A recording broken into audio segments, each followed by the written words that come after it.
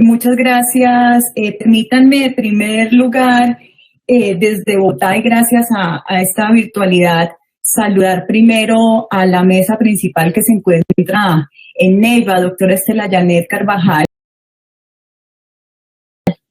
magistrada del Consejo de Estado, presidenta de nuestra Comisión Nacional de Género, doctora Ana María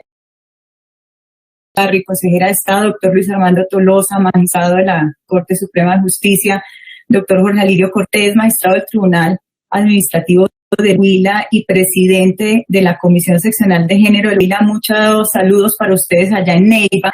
Un saludo también a la doctora Diana María Vélez, magistrada de la Comisión Nacional de Género y que me acompaña en esta Comisión Nacional de Género, en el caso de ella, nombre de la Comisión Nacional de Disciplina Judicial, al doctor Julio Andrés San Pedro, al doctor Hernando Sánchez, al doctor Efraín Rojas Segura, magistrado del Consejo Seccional de la Judicatura en el Huila, al doctor Mauricio Rodríguez, que ahí lo veo, todos virtualmente. Un saludo muy caluroso y muy especial desde acá de Bogotá, a los demás panelistas que nos acompañarán ahora más adelante, y a todos los que nos están viendo en este evento, magistrados, jueces, juezas, abogados, señoras y señores. Reciban pues un virtual caluroso saludo. Voy a compartir mi pantalla para mostrarles los datos sobre los cuales quiero reflexionar con ustedes en el día de hoy sobre el tema del ingreso y la participación de las mujeres en la rama judicial. Perdónenme un segundo, voy a compartir la pantalla.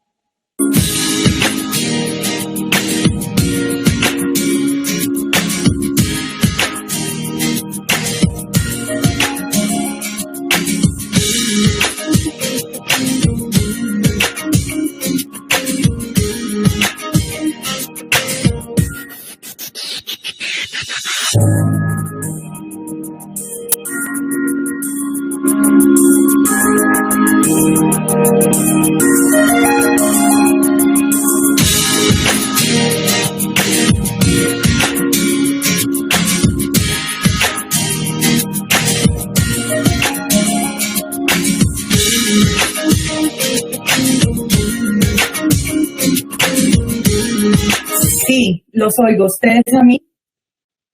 Sí, doctora, ya en ese momento. Escuchamos, doctora.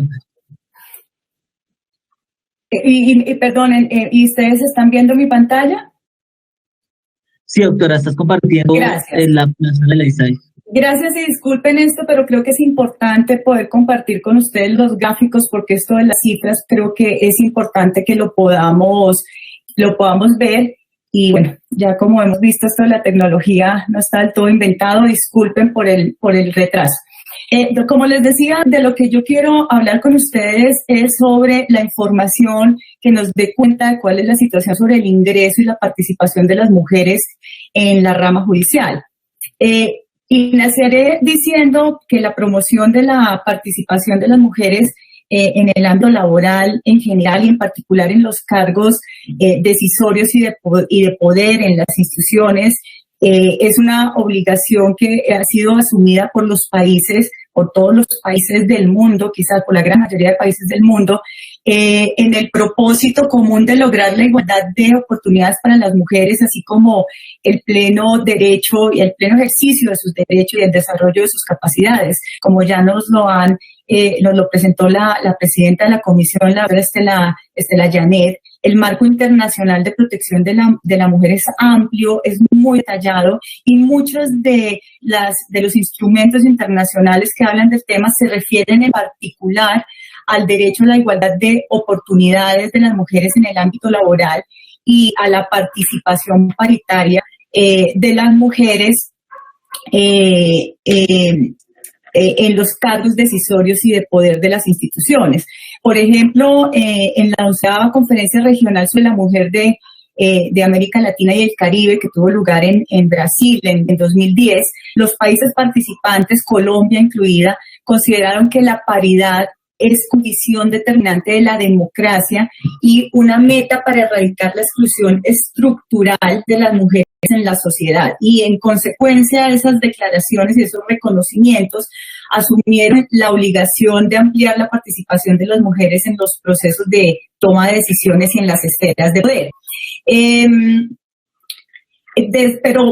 Pero este no es un esfuerzo de los últimos tiempos. De hecho, desde 1948, cuando se adoptó la Declaración Universal de Derechos Humanos por la Asamblea General de Naciones Unidas, a la que han hecho referencia la doctora Estela Llanet, no solo ella, sino el doctor Hernando, el doctor Tolosa, se proclamaba ya el derecho de toda persona a condiciones equitativas y satisfactorias de trabajo y a recibir igual salario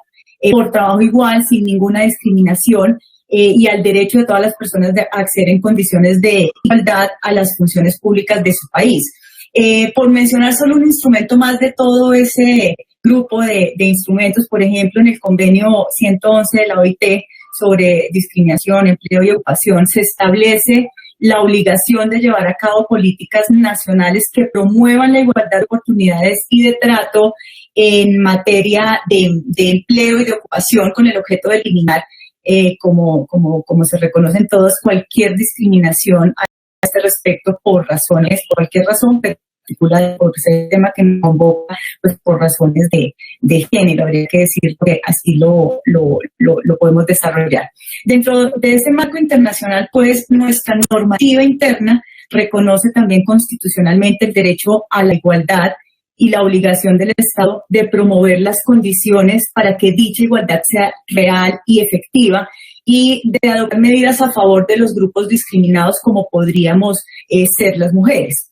o como somos, como lo hemos oído en esta mañana. Pero más allá y de manera expresa, de más allá de la generalidad, de manera expresa, en el artículo 40 de la Constitución se impone a las autoridades la obligación de garantizar la adecuada y efectiva participación de la mujer en los niveles decisorios de la administración pública, y en el artículo 43 se consagra que la mujer y el hombre tienen iguales derechos y oportunidades y que la mujer podrá ser sometida entonces, por supuesto, a ninguna clase de discriminación. En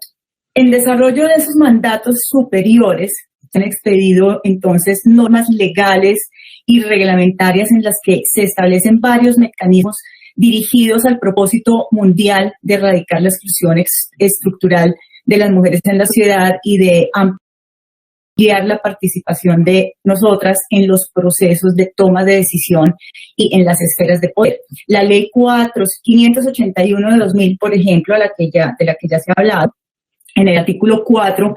establece la obligación de garantizar una participación del mínimo 30% de mujeres en el máximo nivel decisorio del poder público, pero también en los demás niveles decisorios. Obligación que, por supuesto y por razones entendibles, no aplicaría o no aplica por mandato legal a los cargos de elección popular ni a la provisión de cargos por el sistema de carrera, en los que el ingreso, la permanencia y el censo pues se basan exclusivamente en el mérito, como ocurre, por ejemplo, con la carrera judicial.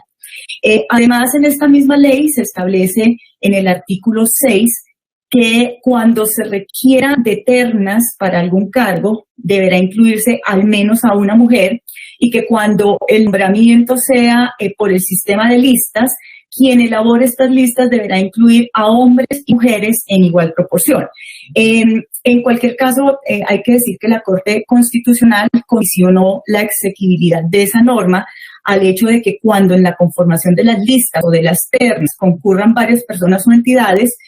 la obligación de incluir mujeres no será inexorable, es decir, que pues, tendrá que entenderse que eso pueda no ocurrir pues razones de la dinámica de esta conformación de listas o ternas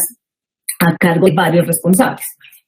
Seguramente que la oportunidad para volver a hablar sobre este tema va a tener lugar cuando la Corte Constitucional haga la revisión de la reforma a la Ley Estatutaria de Justicia recientemente aprobada en el Congreso. En esa reforma se incluyó un artículo 53A nuevo en el que se determina que en los procesos de convocatoria pública para la conformación de las altas cortes se deberá asegurar el cumplimiento de los principios de paridad, alternancia y universalidad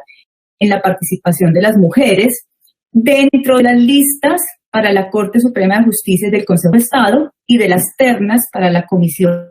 de Disciplina Judicial. Hago un poquito de énfasis en este tema porque la norma está haciendo referencia a cumplir con los criterios de paridad en la elaboración de las ternas y de las listas, pero nada dice sobre la paridad en la conformación misma de las cortes. Llama la atención porque una de las barreras que precisamente se han identificado para acceder a los máximos niveles decisorios de la rama judicial ha sido precisamente que las mujeres no creen que puedan resultar realmente elegidas y pues la norma aquí no resolvería eventualmente ese problema porque se limita pues a hablar a la conformación de las listas. En todo caso, más adelante les voy a mostrar algunos datos más en detalle sobre esta situación. Normativamente, que es a lo que quisiera terminar ahora, también quisiera resaltar que el Consejo Superior de la Judicatura, con base en esas normas constitucionales, pues internacionales, luego las constitucionales y las leyes que les menciono,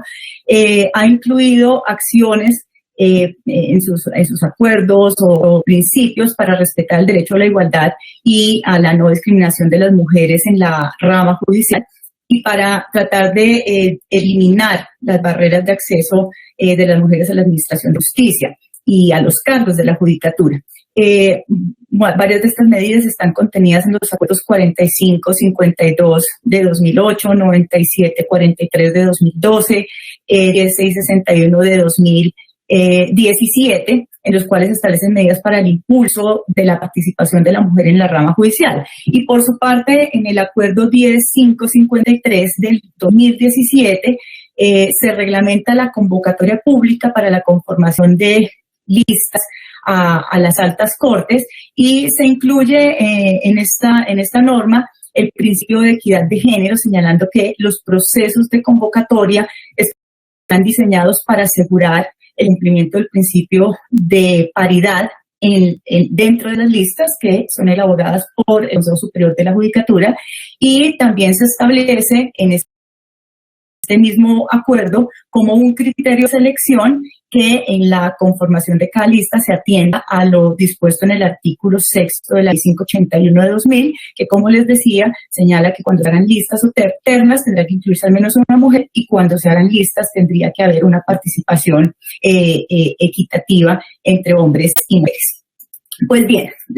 ¿qué tan cerca o qué tan lejos nos encontramos en la rama judicial de cumplir con esas obligaciones normativas para igualar las oportunidades de la mujer en el ámbito laboral de la rama judicial, para alcanzar la paridad de género en los cargos decisorios o para superar las condiciones de inequidad de género. Nosotros no contamos con unos estudios cualitativos que nos den cuenta de la situación, pero sí que puedo compartir con ustedes esta información que les traigo hoy, que es una información poblacional general sobre el ingreso y participación de las mujeres en la rama judicial que hemos sacado de la base de datos que manejamos en la Unidad de Recursos Humanos del Consejo Superior de la Judicatura. En principio, en la rama judicial, la participación de la mujer se puede ver como equitativa, porque en términos generales, como lo ven ustedes aquí, la mayoría de las personas que trabajamos en la rama judicial somos mujeres. En la justicia trabajamos 33.452 personas, servidores judiciales, de los cuales 18.293 somos mujeres, lo cual representa el 55% de toda la población de esta familia judicial. Desde el punto de vista territorial, no advertimos en el análisis alguna inequidad con respecto a la participación general de las mujeres en la rama judicial. En zonas como, lo ven ahí, como Guajira, Boyacá, Casanare, Santander, trabaja un mayor número de mujeres que de hombres, cerca del 59% en estas regiones, y en otros departamentos como Córdoba sobre el 49%, Armenia el 50%, Santa Marta el 50%, pero no, como les digo, no advierte una diferencia muy significativa o complicada en ninguna de las regiones del país, lo cual se acompasa pues con el dato general de toda la nación. Sin embargo, al comparar el número de mujeres por tipo de cargo, nos damos cuenta de que ahí sí la participación no es uniforme en todos los niveles. Desagregando los datos, nos encontramos que de 28.146 cargos que hay en la rama judicial, en el nivel de empleados, 15.872 son mujeres. Esto es sustanciadoras, escribientes, auxiliares judiciales, oficiales mayores, profesionales, notificadoras o magistradas auxiliares, entre otros cargos clasificados en ese nivel de empleados. De 2.547 jueces municipales, 1.245 son juezas. De 1.915 cargos de juez de circuito, 887 son desempeñados por mujeres. De 750 magistrados de tribunal, 261 son mujeres, y en este momento solo hay 27 mujeres de 97 cargos de magistrado de alta corte. Por supuesto, esta distribución por niveles, pues en principio se acompasa con la distribución jerárquica de los cargos de la rama, es decir, tenemos más empleados que magistrados de altas cortes, entonces simplemente en el tema de número, pues hay una distribución entendible. Pero visto de otra forma, lo que evidenciamos realmente detrás de esos datos es que existe una pirámide con relación a la participación de la mujer en la totalidad de los cargos de la rama judicial. En el nivel de empleados, el 56% son mujeres. En el nivel de jueces municipales, el 49%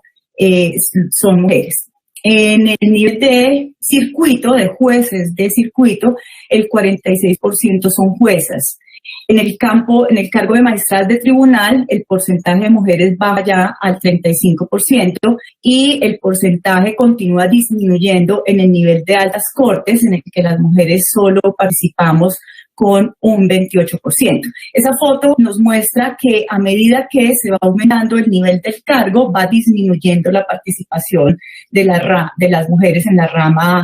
judicial. Aunque no contamos con investigaciones que arrojen datos contundentes o con base en información dura sobre cuáles son las razones por las cuales las mujeres en ocasiones ni siquiera se postulan a los altos cargos decisorios de la rama judicial, o cuando lo hacen no resultan elegidas. Es claro que sí existen razones socioculturales y económicas para esta situación, que impiden que se alcance la paridad de género en las altas cortes o en el máximo nivel decisorio de la rama judicial. ONU Mujeres, por ejemplo, en un breve escrito que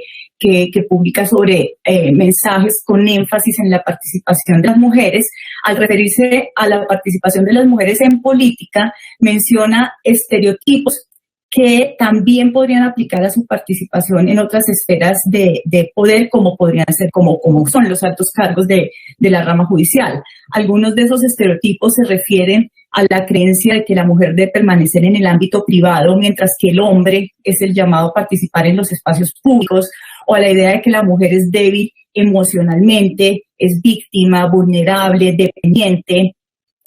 o que le falta cabeza fría para tomar decisiones de Estado, o a la creencia de que las mujeres carecen del tiempo para dedicarse a estas actividades de poder o de altos cargos, porque podrían dejar de prestar atención adecuada a sus hijas, a sus hijos, a sus padres, a sus esposos, a sus familias en general. Adicionaría yo, eso ya no lo dice ONU Mujeres, pero adicionaría yo que algunas mujeres me han señalado que no confían en la posibilidad real de resultar elegidas, que hay roscas, que podría existir bullying de los hombres hacia las mujeres por machismo o por falta de credibilidad en los argumentos de ellas en las discusiones. Pero lo cierto es que en esta materia tenemos el reto de identificar de mejor manera y de manera más técnica cuáles son las causales de no poder atraer a las mejores juristas del país a estos cargos y poder de esta manera, al identificar las causas, proponer soluciones o las medidas a las que haya lugar. Pero además de aumentar o mantener el grado de participación de nosotras las mujeres en la rama judicial, también debemos propender por alcanzar una mayor estabilidad laboral, lo cual, por supuesto, no se aplica solo a las mujeres, necesitamos estabilidad laboral en general, pero dado el objetivo de este conversatorio, me voy a referir específicamente a nosotras. En este sentido, las cifras lo que nos muestran es que de las 18.293 mujeres que hacemos parte de la rama judicial, el 60.5% son servidoras de carrera, mientras que el 25.6% están vinculadas en provisionalidad y el 14% restante se divide en mujeres que se encuentran en cargos de libre nombramiento, remoción, o en cargos de descongestión, o en cargos de periodo, como sería el caso de las altas cortes. Según el nivel de cargo, el 57.86% de las empleadas judiciales son de carrera, de las que ocupan el cargo de jueces, el 77% son de carrera, y de las mujeres que están en los cargos de magistradas del tribunal, el 87% son de carrera. Podríamos decir que a nivel de juezas, magistradas, existe una mayor, con esos datos, digamos, lo que uno podría decir es que existe una mayor estabilidad de las juezas y de las magistradas que de las empleadas vinculadas a la rama judicial. Sin embargo, esa situación no necesariamente obedece a brechas de género, sino también y fundamentalmente a la necesidad de seguir fortaleciendo la carrera judicial para que el mayor número de cargos en la rama se provea a través del sistema de carrera. Y en todo caso, pese a que esto sea claro, pues nunca sobra ahí, ¿vale? Tenemos que identificar las causas, por ejemplo, por las que en los casos de provisionalidad los nominadores eligen más hombres que mujeres, por ejemplo. Creo que hay una serie de preguntas que aún no hemos podido contestar. Pero una reflexión adicional me merece identificar que cuando se trata de cargos provistos por el sistema de carrera judicial, nos acercamos más a la equidad. como veíamos en el caso de las empleadas, el 56% son mujeres, en las juezas municipales el 49% son mujeres, en las juezas de circuito el 46% de cargos son mujeres, pero por ejemplo, con el cargo de magistrados de tribunal, que son de cargos de carrera provistos por concurso, la situación ya no es tan equitativa y se acerca más a la situación de las altas cortes, que son cargos de periodo que se proveen por procesos de integración de listas o eternas. Es decir, que del total de cargos de magistrados de tribunal, que son 750, son mujeres 261, es decir, el 75%. Y del total de magistrados de altas cortes, que son 97, solo somos mujeres el 27, el 28%. Esto, digamos, ameritaría también estudiarlo porque en relación a los cargos de magistradas de altas cortes, con base en las cifras de los últimos 4 años, hemos identificado que durante todo el proceso de selección no existe un criterio de paridad, o no nos acercamos a la paridad o a la equidad, como lo quisiéramos llamar, entre hombres y mujeres. Desde que yo he participado en los procesos de conformación de listas del Consejo Superior de la Judicatura, solo el 28% de todos los que se inscriben en este proceso son mujeres.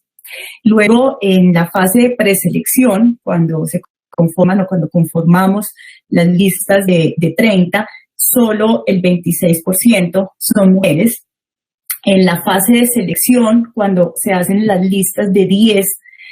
nombres que el Consejo Superior envía a las Cortes, el número de mujeres aumenta un poco hasta el 34%, un poco más arriba, digamos, de ese 30% del que habla la ley, pero finalmente el porcentaje de mujeres elegidas como magistradas de alta corte solo alcanza el 22%.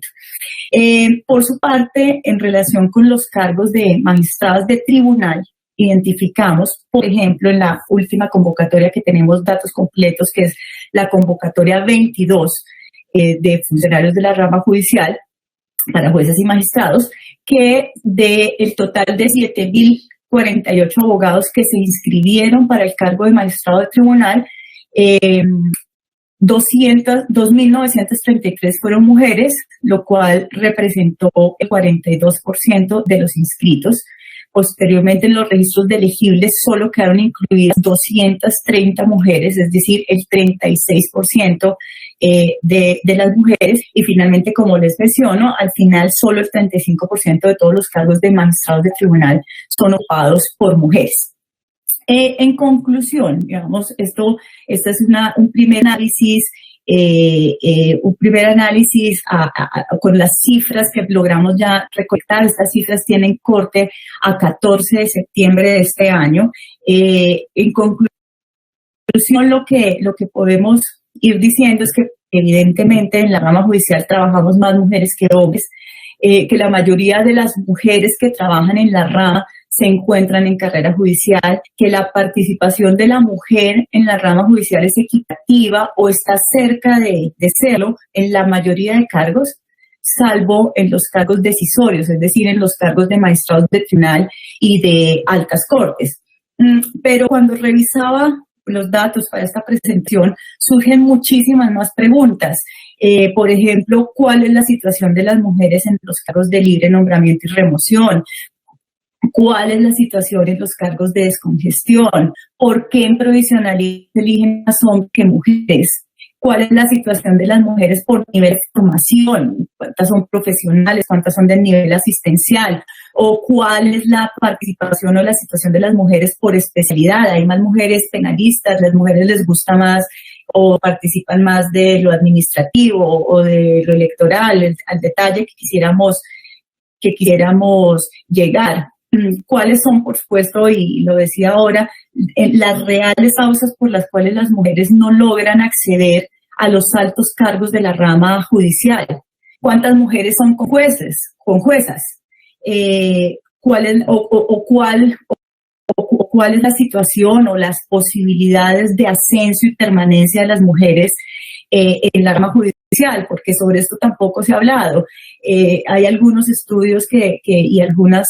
conclusiones preliminares que dicen que las mujeres, además de no poder acceder a los cargos, no podemos ascender o permanecer en los cargos por cuestiones de maternidad, por cuestiones de cargas adicionales a las laborales que harían que haya mucha rotación de las mujeres.